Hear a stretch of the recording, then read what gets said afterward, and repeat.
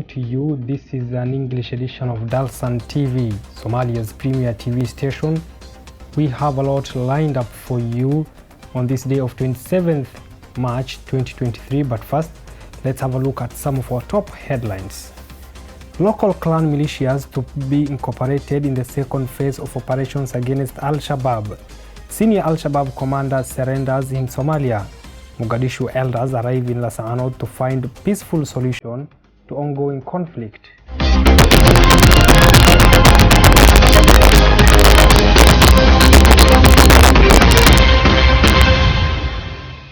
Welcome back. My name is Abdulrazak Ali. The Dalsan conflict has morphed from a mere anti-government protest to a perpetual war that has led to deaths of displacement and displacements of families. Among the affected families is that of Fahima Yusuf Khuje, a former member of assembly in the local council. He is a story of how the Dalsan conflict broke her family ties. Abdurrahman Yusuf has more.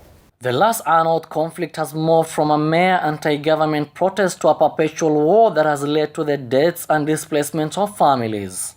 Among the affected families is that of Fahima Yusuf Khuje, a former member of assembly in the local council. Here is a story of how the Dalsan conflict broke her family ties.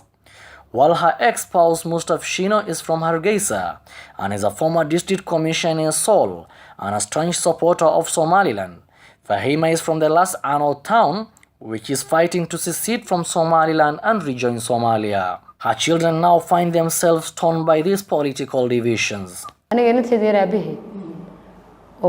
daughter's father is shailing us and has gone public on TV saying Dalsan should remain part of Somaliland or be destroyed if its residents choose to rejoin Somalia. This town with all the shelling imagined, and I'm here defending my hometown. That's the reality of how my family is torn apart, Fahima said in the interview. She blames her ex-husband for fueling the standoff that has seen Somaliland army fight the Dulbahante fighters. The two met in Dalsan years before she entered into local government politics and got married and a daughter was born. The husband was a newly appointed mayor who hailed from the capital of Hargeisa. It's not only her former spouse that's geared to fight against a region, they have native ties too, but also her uncle currently fields for Somaliland army, shelling the grey area. Fahima fears that there will be more bloodshed as the Musa Bihi-led administration will not relent in allowing their prized asset slip away in their pursuit for ratification as an independent nation, and the SSC region will not tail off till they cut ties with the Hargeisa-led administration. The 2023 Dalsan conflict erupted on February 6 after Somaliland security forces held a violent crackdown on civil protests. 2 days later, the Supreme Garad of Dulbahante Garad Jama' Garad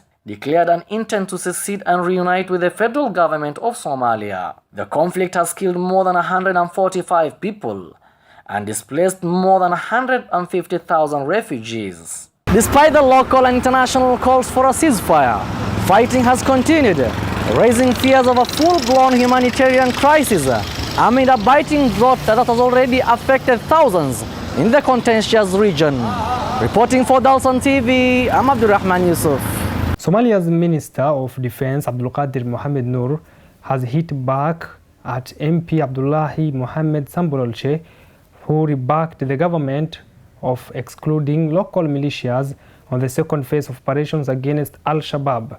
The former head of intelligence, MP Sambololche, accused the government of focusing on the second phase of war and not involving local people who played an important role in the first phase of the war.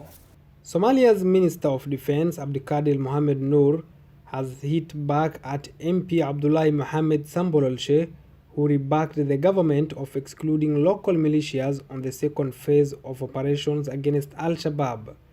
The former head of intelligence, Sambololche, accused the government of focusing on the second phase of the war and not involving the local people who played an important role in the first phase of the war. Speaking to VOA Somali Service, the Defense Minister Abdulqadir Mohamed Noor voiced that the government has not deviated from the system it initially started in the war to protect the local people.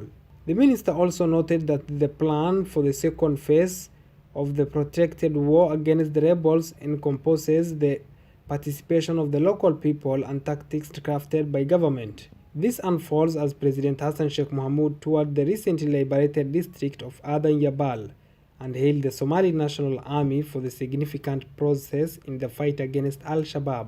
While addressing the local authorities and the residents of Adan Yabal district, the head of the state underscored that his administration's commitment to stabilization and essential public services.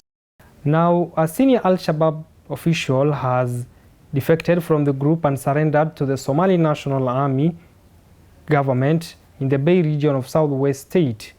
According to the state-owned Somali news agency, Dere Yusuf Garo, aka Hilal, deserted the group and surrendered to the 70th Division of the Somali National Army operating in the areas of Southwest State.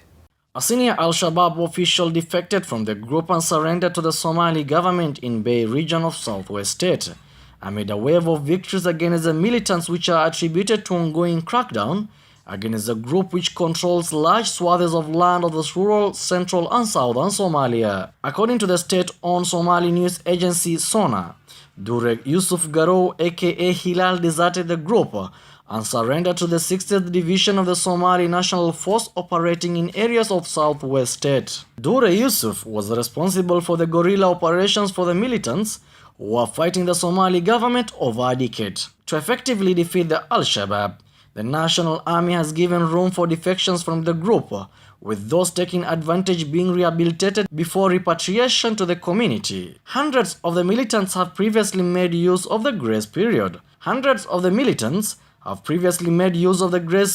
Window to defect to the government. According to the state media, his actions were welcomed by the top Somali National Army commanders, who insisted that the amnesty is part of the strategy to completely neutralize Al-Shabaab militants. Despite the loss of major towns and villages, the group is still capable of carrying out deadly attacks on government institutions and military bases. The defection of Dure comes barely 2 months after President Hassan Sheikh Mohamud called on young Al-Shabaab fighters to surrender to the government. Since assuming office in May last year, President Hassan Sheikh Mohamud has announced a major offensive against the Al-Shabaab militants. According to a report by Somalia Defense Ministry, about 70 towns and villages have been liberated from the hands of the Al-Shabaab by the Somali National Army forces with the support of the local clan militias in the past 6 months.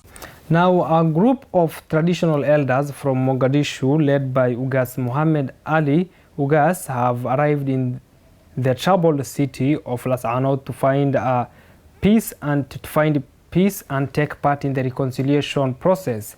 The committee visited some of the areas damaged by the fighting to assess the damage caused by the Somaliland forces.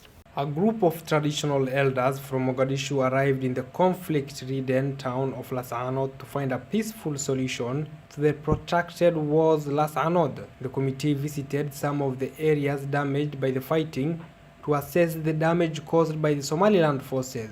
The committee traveled to the scene of the fighting accompanied by SSC elders. They met with Puntland's Vice President Ahmed Karash in Garowe on Monday, expected to travel to Hargeisa to meet with Somaliland officials. Abdulrazak Mohammed Hassan, spokesman for the 33-member SSC Elders Committee, said he didn't think that Somaliland would launch a more significant attack than a conflict on Sunday in response to the military decision made public by the Somaliland military. Additionally, he pleaded with the international community to stop Somaliland from attacking the civilians of Las Anod. In an interview with the press, Garad Jama Ismail said that the Somaliland army had already attacked the town with military forces and refuted Somaliland's claim that Puntland-led allies, including forces from Ethiopia and other Somali regions, are fighting in Las Anod. Thank you so much for watching Dalsan TV. My name is Abdulrazak Ali. Have a lovely evening.